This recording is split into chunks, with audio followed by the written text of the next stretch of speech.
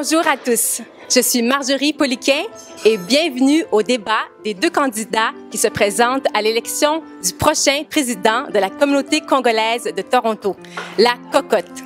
Grâce à ce débat, vous pourrez mieux connaître les candidats et ainsi être plus éclairés pour décider qui devra diriger la Cocotte.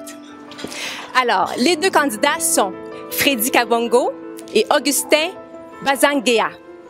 Alors, comment ça va se passer? Le débat sera animé par deux modérateurs, Kali Kalala et Patrice Mouepou. Ils poseront des questions d'ordre politique, économique, développement, éthique et devoir et organisation. Les candidats auront 2 minutes pour répondre et 2 minutes pour répliquer. Alors, sans plus tarder, je demande aux candidats de prendre place sur le plateau et je vais laisser la parole au modérateur. Bonne chance à nos deux candidats et bon débat.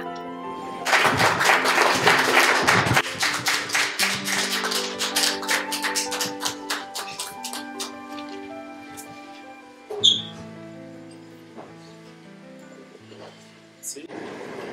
Chers compatriotes et internautes, bonjour. Bienvenue à ce cadre assez spécial. Nous avons les deux candidats auxquels nous allons bientôt leur demander de se présenter à tour de rôle, bien sûr en commençant par l'ordre alphabétique de prénom. Là, c'est Augustin. Une petite mise au point. Le débat va se dérouler en français, parce que j'ai ouï dire qu'on allait le faire dans notre langue, mais malheureusement, que le français.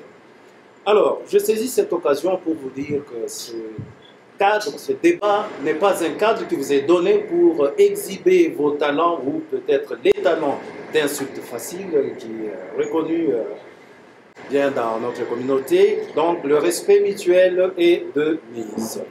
Alors, cela étant, nous passons à Monsieur Augustin plutôt qui va se présenter. Allez-y. Voilà, merci. Je vous remercie à toute l'équipe je ne sais pas si vous m'entendez là. Je remercie toute l'équipe qui a mis cette organisation pour ce débat. Merci président Freddy d'être avec moi pour discuter sur l'avenir de notre communauté. Et l'occasion, en faisant les larrons, vous me permettrez de remercier d'abord le père leader, le père spirituel de cette association La Cocotte, Ben Lai, qui a mis son énergie justement pour que nous puissions nous organiser aujourd'hui pour le souci de notre communauté. Mon nom c'est Augustin Bazanguéa et je suis membre de votre communauté ici à Toronto. J'ai vraiment voté pour moi pour le futur. Merci. Vous, Freddy. Oui, c'est ça. Ceux qui me connaissent. Je m'appelle Freddy Kabongo. Je suis le président sortant de la Cocotte, la communauté congolaise de la grande région de Toronto, que j'ai personnellement eu le plaisir et l'honneur de diriger pendant les 2 dernières années.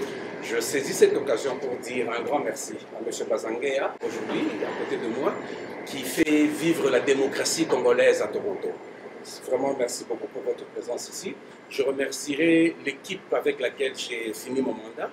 Les choses n'ont pas été faciles, tout le monde le sait, mais sincèrement, on a pu passer à travers. Et au point ultime, je remercierai la communauté congolaise en général. Parce que comme je dis toujours, cette communauté est une émanation de la volonté des Congolais. S'il vous plaît, présentez-vous. Je m'appelle Freddy Kabongo, je suis le président actuel, disons le président sortant de la Cocotte. Je me présente comme candidat à cette élection, espérant qu'on pourra vivre dans la continuité et puis gérer notre communauté du mieux qu'on pourra. Merci bien. D'entrée de jeu, je vais demander, c'est toujours à Freddy, de nous parler de la structure de la Cocotte. Vous venez de l'expliquer. Et c'est quoi la structure actuelle de la Cocotte? La structure actuelle de la Cocotte est organisée de telle façon. C'est qu'on a ce qu'on appelle le conseil d'administration. Dans le conseil d'administration, il y a un comité exécutif et puis il y a, qui est composé de 5 membres. Et ensuite, il y a le conseil communautaire qui est normalement supposé être composé de 8 membres. Donc ça fait un total de 13. Mais avec ce qu'il y a eu, avec tout ce qu'on a connu comme problème, il y a un certain nombre de membres qui sont partis, entre autres mon ami Bazangué ici. Donc nous avons géré ce comité avec et le conseil communautaire et le comité exécutif réunis pour pouvoir expédier les affaires communes. Donc c'est à ce niveau-là que nous En d'autres mots, Monsieur Bazangué, pouvez-vous nous présenter l'organigramme de la cocotte? Ben voilà, donc l'organigramme, c'est comme une structure pyramidale.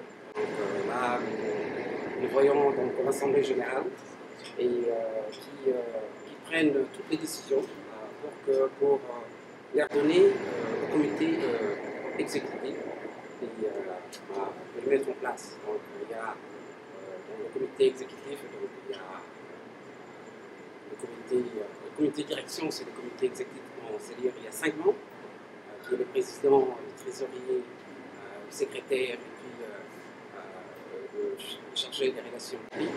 Et puis il y a 8 membres du conseil communautaire qui ont comme le mandat c'est un organe comme de contrôle.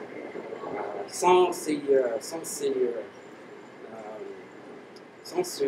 structures conseillères, le président ou bien le comité de direction, ils peuvent faire tout ce qu'ils veulent. C'est pour cela, même, nous voyons aujourd'hui ce qui s'est passé. On sait que les membres de l'Assemblée générale, les Congolais, ne savent pas en réalité ce qui s'est passé sur la gestion de la communauté. C'est ça mon général. D'accord. Je vous rappelle que vous avez 2 minutes pour répondre. Et si jamais vous ne terminez pas vos 2 minutes, vous ne les récupérez pas. D'accord. Je continue toujours avec vous, Monsieur Bazangué. Quels objectifs, si jamais vous êtes élu, quels objectifs assigneriez-vous à la cocotte? Par là, je vais dire les objectifs à court terme, moyen terme et long terme. Vous avez 2 minutes. Monsieur, donc les objectifs de la cocotte, c'est bien établi. Donc, il y a eu des gens qui ont travaillé dans longtemps. Nous avions pris à peu près 8 mois pour travailler sur les objectifs de la cocotte, parce que donc, ça définit même la vision, même de notre association. Donc c'est favoriser l'entraide, favoriser l'adaptation, l'intégration des Congolais, promouvoir le respect, promouvoir l'éducation des Congolais, promouvoir c'est ce que j'appellerais là, c'est à court ou moyen terme? Non, mais ça, c'est dans ce sens, mais je dirais dans les 7 objectifs que nous avions fixés dans les statuts. Donc, il y a dans ce qui est à long terme et à court terme. À court terme, écoutez, donc, je ne dirais pas vraiment que tous ces objectifs sont à court terme, parce que ça demande une éducation et ça demande du travail. Et vous savez, nous venons d'une communauté, d'une léthargie qui a resté, qui a régné un peu, qui a régné trop longtemps au sein de notre communauté. Et nous voulions à ce que d'abord, comme le président l'a toujours dit, d'essayer de réapproprier dans notre communauté aux mains de ceux-là qui exigeaient, qui pensaient que c'était des maîtres de la communauté. Et dans ces processus-là, demandaient un peu beaucoup de temps. Et à court terme, écoutez, je ne vois pas vraiment, mais c'est demandé un peu de temps dans tous ces objectifs-là. Si la même question vous est posée, si jamais vous êtes réélu, quels objectifs allez-vous remettre sur place ou continuer avec les mêmes objectifs? Oui, si on parle de... J'aimerais bien voir établir un distinguo entre les courts, moyens et long terme. Vous avez 2 minutes. À court terme d'abord, il y a des objectifs ordinaires, en fait, à moindre fréquence. Nous devons d'abord savoir combien de Congolais il y a dans la grande région de Toronto. D'abord. Et sur ce point-là, nous sommes en train de travailler sur un fichier électronique qui nous permet de faire un recensement. Ça va prendre 8 mois, ça peut prendre 1 année. On ne court pas. On doit savoir qui est qui et qui habite où. Nous devons faire ce qu'on appelle le découpage zonal. On ne peut pas penser diriger Toronto à partir du centre. Il faut qu'on découpe Toronto avec des entités autonomes, toujours de la cocotte, qui se gèrent de façon autonome à l'extérieur. Ça permet de créer une certaine proximité à partir de laquelle les gens se sentiront directement intéressés au lieu que nous éloignions le centre de décision. Je voulais un peu intervenir parce que ça, c'est des objectifs à court terme. Nous avons des objectifs à moyen terme. On se dit qu'on doit refinancer la cocotte. Comment nous finançons la cocotte? Parce qu'on appelle ça les nerfs de la politique. C'est l'argent. On ne peut pas espérer fonctionner si on n'a pas d'argent. Comment nous allons avoir cet argent? D'abord, nous avons pensé continuer avec nos cotisations, mais améliorer les mécanismes de collecte de ces cotisations. Nous avons pensé des petites choses. Là, vous êtes toujours dans le moyen? Je suis dans le court? Non. Vous êtes déjà au moyen? Je suis déjà dans le moyen. D'accord. Ça signifie quoi? Nous allons imprimer un calendrier. Imprimer un calendrier, je suis allé me renseigner, ça me coûte à peu près $1000 pour 1000 calendriers. 1000 calendriers qu'on ferait payer par nos frères qui sont dans le business à moyenne de $100 par individu. Ça couvrirait les frais des calendriers et les calendriers, on les vendrait $10 pour 1000 calendriers à $10. Nous avons $10 000 pour lesquels vous n'avez pas souffert. Mais il y a le point fondamental, ça je vais maintenant dans le long terme, c'est le projet qu'on a commencé avec la jeunesse. Parce que la jeunesse est importante pour nous. Le projet de la jeunesse, on ne peut pas le mettre à court à moitié, c'est un projet qui ne finit jamais. Nous avons décidé d'éduquer cette communauté, de donner à nos enfants le sens des études, le sens de la compétitivité, le sens de l'excellence. Vous avez consommé les 2 minutes. Alors, réaction, Monsieur Bazango. oui, Vous avez 1 minute. Président, donc, si vous traitez comme... Puis-je vous demander de parler un peu plus fort? Oui. Si vous considérez que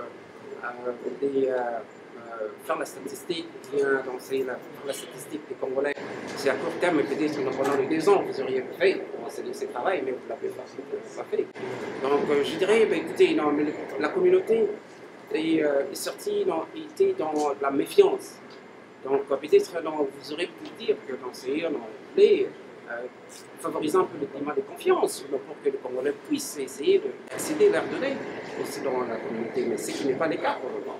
Donc je ne trouve pas que tout ce que nous faisons ici, qu'on peut considérer quelque chose de table, parce que ce sont des projets que nous devons mettre en place justement pour essayer de créer c'est-à-dire un véhicule,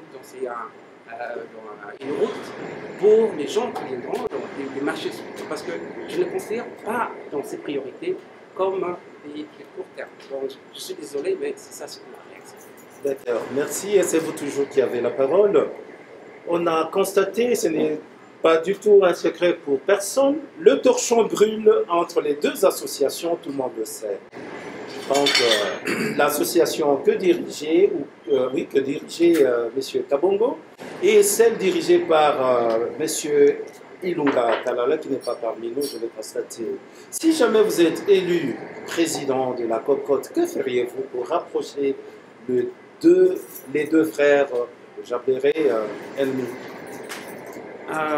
Mon frère, non, je suis désolé, je suis pour de revenir encore sur cette question qui me prend vraiment à cœur sur l'unité, parce que je vais vous dire d'abord d'où moi je sors, parce que je suis un produit de l'unité.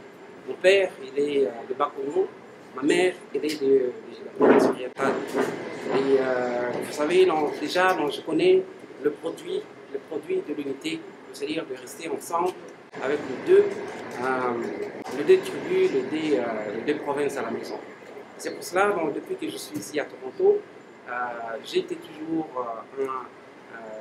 quelqu'un qui essayait de parler de l'unité.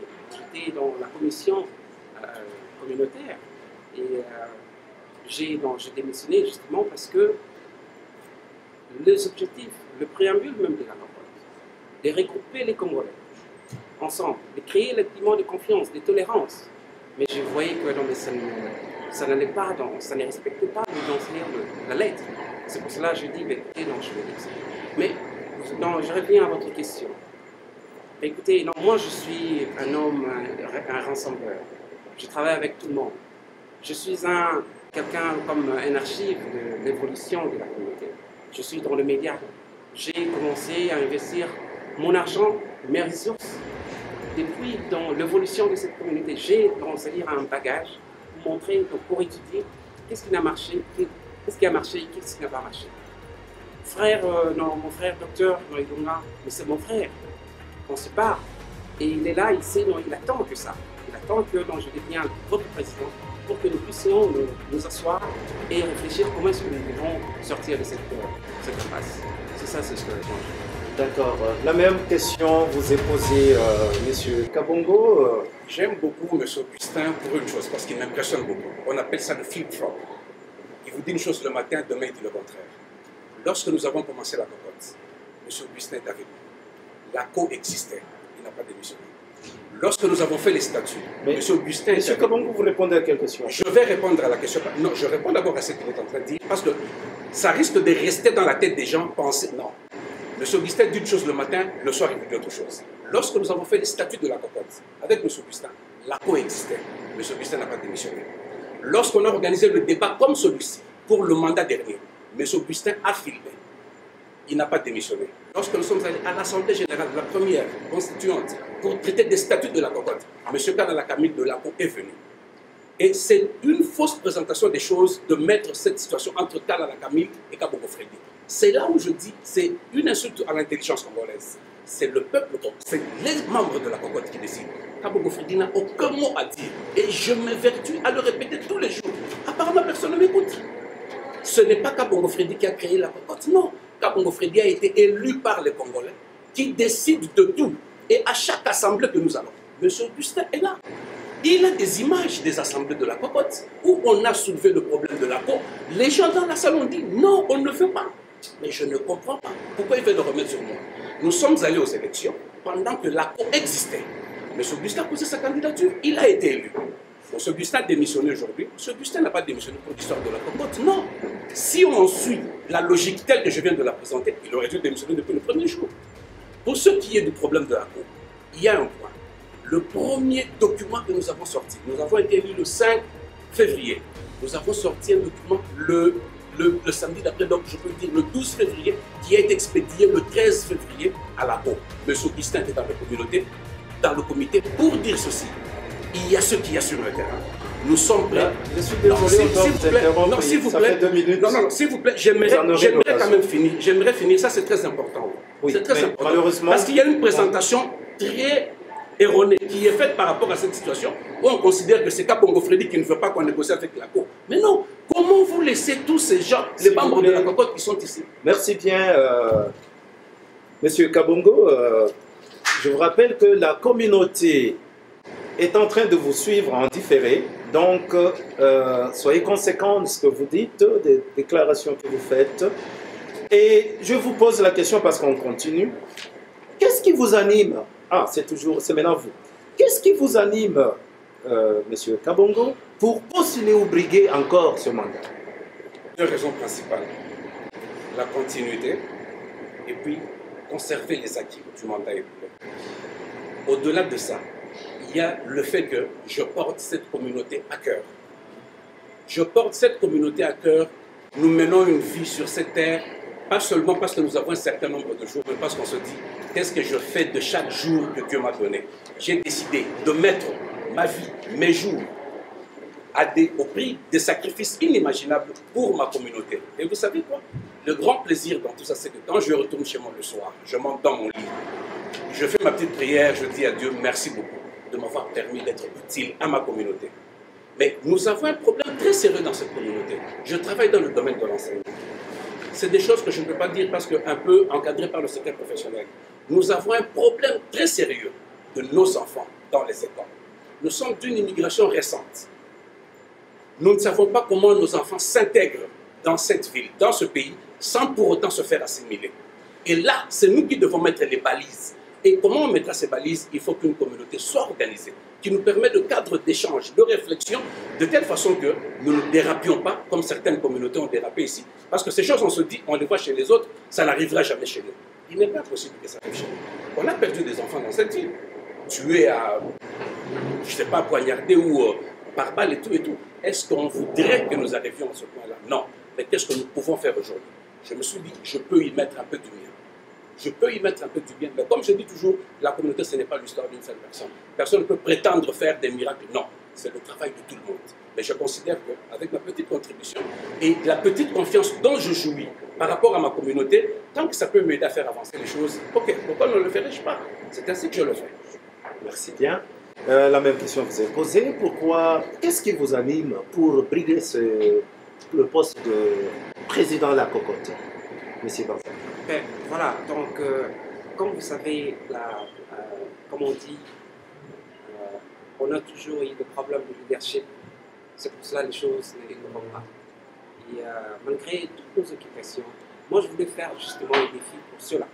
Pour ceux-là qui travaillent dans même 10 heures par jour, dire écoutez, donc vous pouvez consacrer peut-être votre 3 heures pour votre communauté pour que ça puisse être morale. Ben écoutez, moi je vois ma communauté avec un futur très brillant. Et je suis un entrepreneur. Je sais comment gérer la compagnie.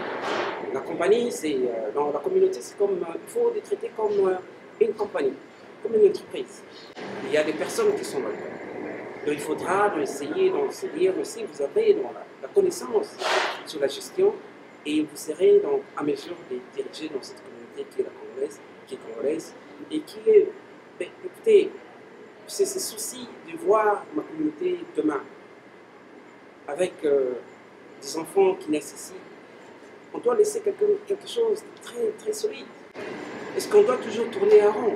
Nous avions perdu les 2 ans comme ça avec de la méchanceté. Qu'est-ce qu'on n'a pas lu dans les courriels? Qu'est-ce qu'on n'a pas lu? Des insultes, par-ci, par-là. Non mais écoutez, le président, il était présent. Il voyait dans tout ça, dans tout ce qui s'est passé dans les courriels. Des insultes anonymes. Des insultes anonymes. Mais il ne s'est jamais pointé, mettre sa tête devant, pour dire écoutez, arrêtons ça. Il n'a pas fait ça. Mais on a besoin d'un leadership qui va mettre dans ses livres une balise, qui va mettre dans ses livres quelque chose de solide pour notre communauté. C'est ça mon souci. Et j'ai l'expérience et je suis un homme très fort. Je suis désolé, je dois vous couper. Très bien, merci. Est-il nécessaire que les gens puissent fédérer, que les gens puissent, comment dirais-je,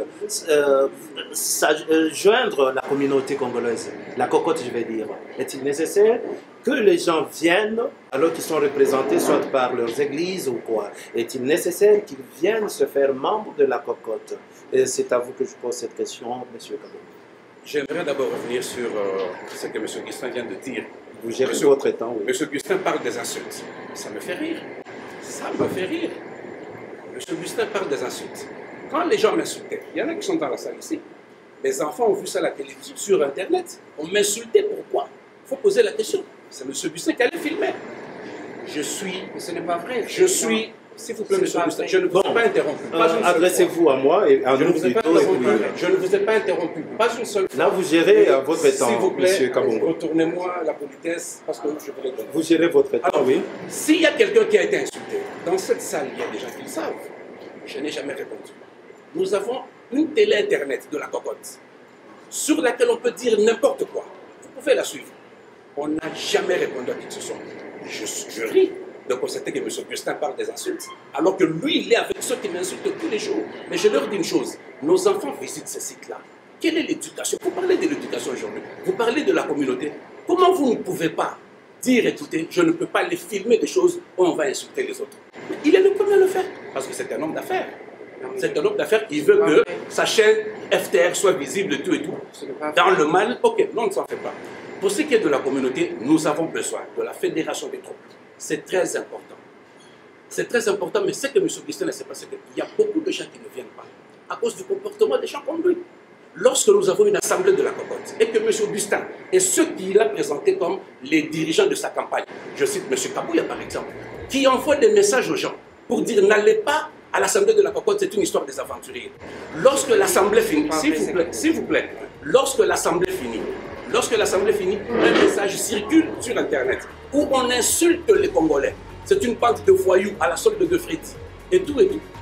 Mais imaginez-vous, ces gens regardent. Il y a même un compatriote qui lui a écrit pour lui dire Si vous insultez les gens qui sont des potentiels candidats, des potentiels voteurs Si de on doit vous couper, Je dois réagir. réaction. Si vous voulez réagir, vous aurez encore droit à 1 minute. Allez-y, Monsieur Bazin. Président Freddy, mais vous me connaissez non, très bien. Je ne sais pas. S'il vous plaît, je dois vous interrompre. Essayez un peu de parler plus fort parce qu'on vous enregistre. Vous me connaissez, donc je suis bien éduqué. Dans mon média, je ne l'ai jamais utilisé. Donc, il y a des preuves, je ne l'ai jamais utilisé pour des insultes que vous connaissez. Vous voyez? Et M. Kapouya, d'abord, ce n'est pas un dirigeant de ma campagne. Ça, ce n'est pas vrai. C'est un compatriote comme tous les autres. Il a fait un travail que nous méritons, c'est-à-dire que tout le monde qui travaille bien, donc il faut quand même nous donner quand même des points. Il y a des points mauvais, donc il y a des points bons, mais écoutez, moi je suis une personne, quand tu fais un bon travail, non, écoutez, non, il faut te donner des marques. Je ne condamne pas tout ce que vous avez fait, président. Vous avez travaillé pour votre communauté. Mais donc, moi je condamne votre leadership, c'est tout. Parce que vous êtes arrogant. Vous utilisez dans la haine comme dans on doit vous arrêter. Réaction. Alors, je comprends, M. Augustin habite Toronto, ça ne fait pas longtemps. Okay? Il habite Toronto, ça ne fait pas longtemps. Augustin ne connaît personne ici à Toronto, et c'est tout à fait normal qu'il ne me connaisse pas. Et M. Augustin me traite d'arrogant, je suis surpris. Je suis surpris que M. Augustin me traite d'arrogant. Il est bien éduqué, je ne le suis peut-être pas. Mais écoutez, ce sont les Congolais qui décident. Si j'étais un arrogant, tout ce monde qui a voté pour moi ne m'aurait pas laissé passer. Je suis surpris que M. Augustin me traite d'arrogant. Vous êtes à côté des arrogants tous les jours, M. Augustin. Tous les jours. Vous fréquentez les arrogants. On nous dit, dis-moi qui tu fréquentes, je te dirai qui tu es. Vous fréquentez les arrogants. Vous fréquentez ceux qui insultent tous les jours. Et vous voulez que Freddy Kabongo sorte la tête. Vous avez posté quelque chose sur la live, sur Internet, lorsque vous avez fait votre émission. Ça n'a pas pris 5 minutes avant que quelqu'un ne l'insulte. Parce que vous avez suivi la suite de la cocotte. C'est moi qui ai dû écrire pour m'excuser auprès de la live. Mais non, on attendait. S'il vous plaît, c'est vous. Vous créez des situations. Ça fait 1 minute. Ok, merci. Vous attendez les réactions. On passe à une autre question, s'il vous plaît. Est-ce que vous l'avez eu cette réaction? Vous dérobez. S'il vous plaît, c'est nous qui avons la parole. On continue. Que diriez-vous si jamais on vous proposait l'idée d'un centre culturel congolais à Toronto? La parole à Freddy Kabongo. Nous disons ceci, on ne met pas la charrue avant les bœufs. À quoi servirait un centre culturel si la communauté n'est pas organisée? Ça, c'est le point fondamental. Fédérons le troupe, organisons notre communauté. Comme je le dis toujours, le reste va couler de soi-même. Le reste va couler de soi-même. Enlevons d'abord la haine, parce que M. Augustin parle de haine. Je suis surpris, alors que c'est chez eux qu'on sent ce comportement de haine, ce comportement d'animosité, où on a déplacé les histoires de la communauté, on a remis ça sur le contexte familial. Ces amis qui sont avec lui insultent ma famille. Je n'en parle jamais. Je ne me plains jamais. Parce que je me dis, quand je reviens chez moi à la maison, je pose la question à mes enfants. Est-ce que vous avez vu ce qui s'est passé sur Internet? Papa, on a vu, qu'est-ce que vous pensez? Les enfants rient. Ah, on les sait. Mais ces tontons-là, on les connaît. Parfois, quand il y a une petite fête ici, ils viennent. Mais comment ils peuvent faire ça? Papa, tu as décidé de faire ça. Tu vas le faire. Le centre culturel, il est d'une importance capitale. Mais je me dis, c'est lorsque nous nous serons réunis dans un esprit d'amour, de sincérité et surtout de respect, le reste là, ça va venir de soi-même. Nous sommes actuellement en contact très sérieux avec certaines personnes très sérieuses. Si M. Augustin devient président, je veux lui donner tous ces contacts, qu'il les continue, parce que ça peut nous donner très bien. La même question vous est posée. L'idée d'un centre culturel congolais à Toronto. Écoutez, donc ça c'est une bonne information. Mais nous le méritons de toute façon. C'est dans le contexte même des objectifs de notre association La Cocotte, c'est de promouvoir la culture congolaise. Et cette culture ne doit que peut-être être concrétisée en ayant peut-être ce centre culturel.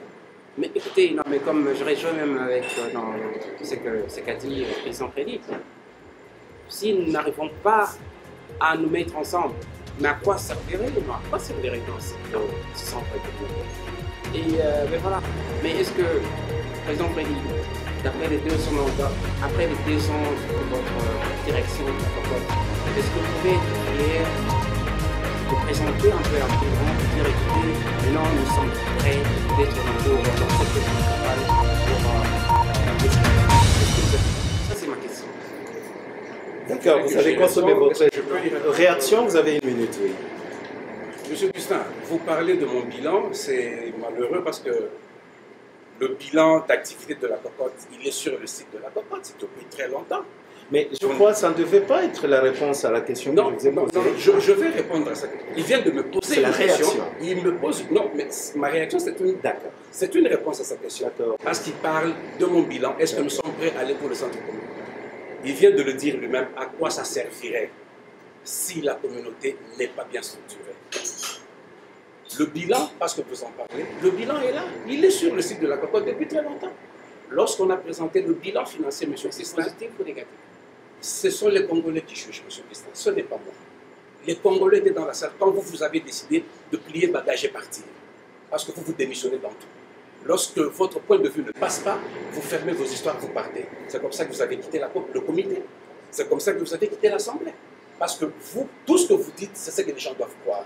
Lorsqu'il y a un autre son de cloche, vous n'appréciez pas, vous partez. Vous êtes parti. D'accord, s'il vous plaît, on doit vous arrêter. D'accord. L'avant-dernière question, avant de passer la parole à mon collègue. Sur le plan politique, la cocotte ne doit pas vivre comme un élément isolé. Nous sommes dans une société globale. Et quelle stratégie opteriez-vous pour approcher les membres de l'Assemblée législative, là je parle du provincial, donc du gouvernement provincial, et bien sûr le gouvernement fédéral? Quelle stratégie pourriez-vous adopter? Nous en avons besoin pour approcher ces gens-là. Je commence avec je reviens à ma première réponse. Pourquoi devrait-on aller chercher le gouvernement fédéral, le gouvernement provincial, si on n'est pas capable de s'entendre entre nous? Mais ces gens vont se moquer de nous. Si on a besoin d'aide. Oui, mais de quelle aide? Il y a des... Nos frères de ACO dont on parlait tantôt, ils sont allés demander 7 800 $ au gouvernement fédéral. On leur a donné 7 800 $. Je pose la question aux Congolais. Où est-ce que cet argent est parti? Ils l'ont demandé pour les Congolais. Qu'est-ce qu'ils en ont fait? Quelles sont les retombées directes sur mes enfants? Je précise ma question. Si jamais les choses marchaient bien, si les choses marchaient bien, d'accord. On n'en est pas encore là, mais nous y réfléchissons. Alors, ça signifie quoi? Si ça marche bien. Je venais de vous dire tantôt ici, nous avons des contacts. Et quand je parle des contacts, c'est des contacts sérieux, voilà, que certains d'entre nous ici connaissent. Et j'ai dit, lorsque M. Gustin sera président, je lui donnerai tous ces contacts, qu'il aille voir ces gens, et c'est des gens d'un niveau assez élevé. Mais pour le fédéral, par exemple, nous séjournons dans ce qu'on appelle la table de concertation des présidents des communautés congolaises. La table de concertation sur le secrétariat général à Ottawa, ça réunit un peu toutes les communautés congolaises, les présidents particulièrement, et à ce niveau, nous prenons certaines décisions qui concernent toutes nos communautés. Mais sauf qu'il y a des spécificités par rapport à la zone de résidence de chaque communauté. Les problèmes que nous avons en Toronto, ce ne sont pas les mêmes problèmes que les gens de Montréal ont, mais c'est des visions que nous avons. Mais nous allons voir ces gens lorsque nous avons besoin. Nous avons besoin. Pourquoi souvent on va voir le gouvernement fédéral? Parce qu'on a besoin d'argent. Parce qu'on veut un centre communautaire, on veut ceci. Mais moi, je me rabats toujours à la première réponse que j'ai donnée. Il faut que nous commencions par nous organiser. Le reste ira de soi. Le reste ira de soi. Donc, on ne se fasse pas trop de soucis pour de grandes choses alors que nous ne sommes pas capables d'arranger les petites choses. Et on n'arrive pas à s'organiser justement parce que dans cette communauté, il y a des gens comme M. Gustin Bazangué qui ne voient jamais le bien en ce que l'autre fait. La même question vous est posée, monsieur. Si jamais les choses marchaient très bien, et que feriez-vous pour approcher ces gens-là? La cocotte ne peut que travailler en collaboration pour réaliser certains programmes du gouvernement. Mais la cocotte n'a pas besoin de l'argent du gouvernement. Et ça, c'est le principe que nous nous sommes fixés. Nous devons nous-mêmes financer notre organisation. Et c'est cela, donc, ça va permettre à tout Congolais d'avoir, c'est-à-dire, l'œil sur ce que nous faisons. C'est pour cela même que je propose un budget de 40 000. C'est 40 000, donc ça, c'est non, je vais aller dans chaque maison des Congolais, de cotiser de donner, de financer dans leur organisation. Et cela permettra à ce que, quand on aura peut-être une assemblée générale, écoutez, non, mais ils vont savoir qu'est-ce que nous avons fait de l'argent. Si nous allons au gouvernement pour demander de l'argent, mais nous pouvons peut-être dépenser cet argent-là, dire, c'est-à-dire n'importe quoi. Mais je veux que les Congolais puissent avoir le mot sur tout ce que nous faisons pour le futur de notre communauté. Nous ne pouvons que, pour répondre à notre question, si les choses allaient bien, c'est seulement parce que le gouvernement, c'est complexe, ils ont des programmes communautaires, ils ont des programmes de tout un pays. Nous ne pouvons que, effectivement, réaliser certains programmes en partenariat pour garantir notre communauté d'aller à l'avant. D'accord. Je suis vraiment désolé de constater que vous ne vous limitez qu'à l'aide matérielle, donc argent ou quoi, alors que la communauté a des problèmes sérieux d'immigration, déportation, des choses comme ça. Pourquoi, quand je vous pose cette question, vous ne voyez que de l'argent?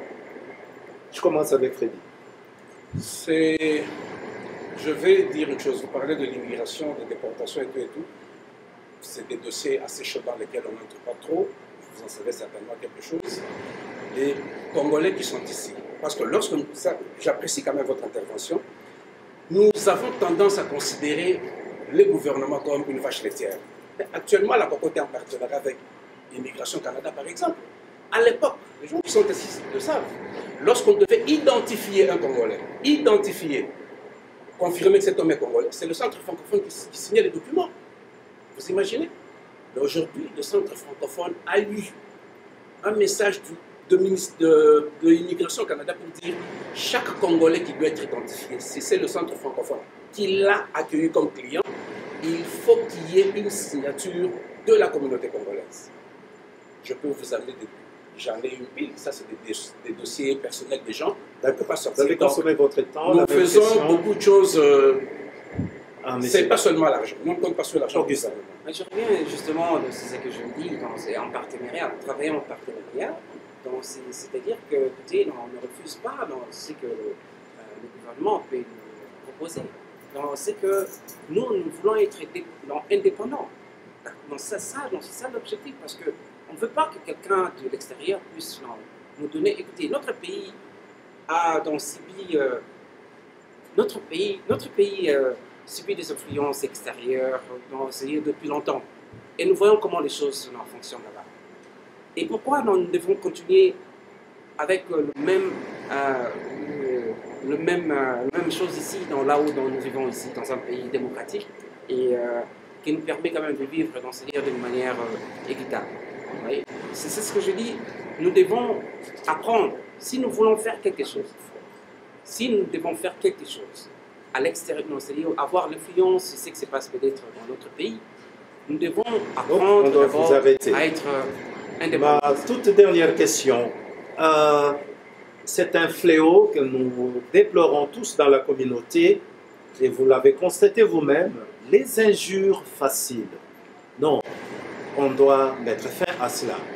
Si vous êtes réélu, M. Kabongo, et si jamais vous êtes élu, M.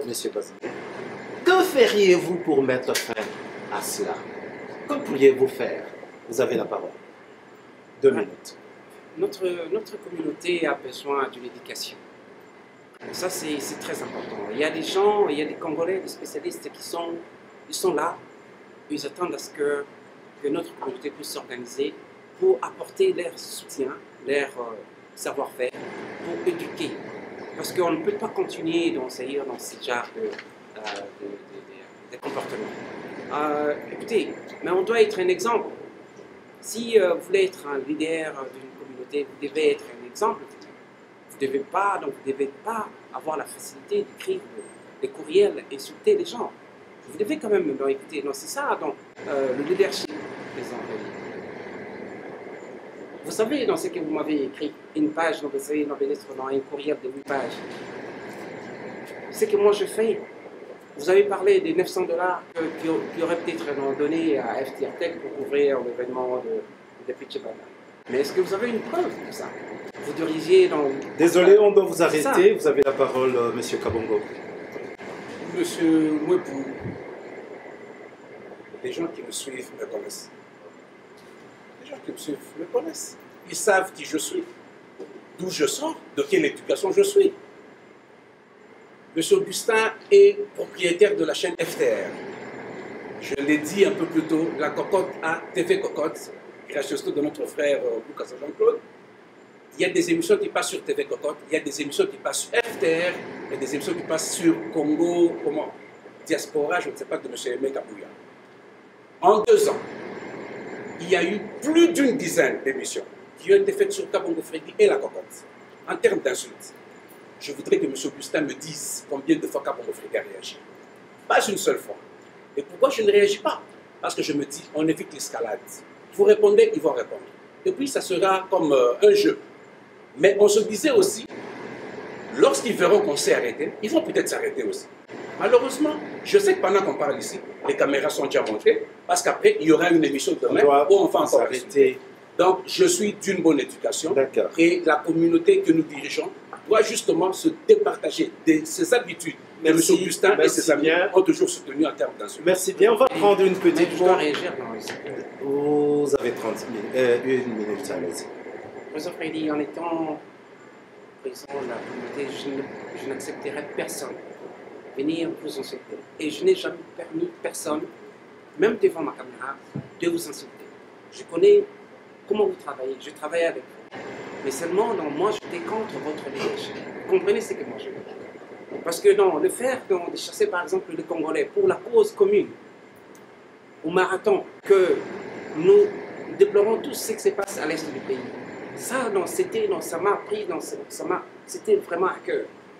Et je l'ai dénoncé, j'ai même demandé votre démission ou bien de demander des excuses. Vous l'avez pas fait, vous l'avez pas fait. Vous voyez? Moi, je déplorais. Pourquoi je vais vous interrompre? Non, s'il vous plaît. Non, monsieur Kabongo. Non, monsieur Kabongo, vous êtes en train de consommer son temps. Le président n'a pas une famille, s'il vous plaît. Respectez aussi. Les présidents, vous avez Augustin, adressez-vous. Vous avez dit qu'on doit s'éduquer. Au modérateur. Par rapport à s'il vous ces plaît. choses-là, monsieur Augustin.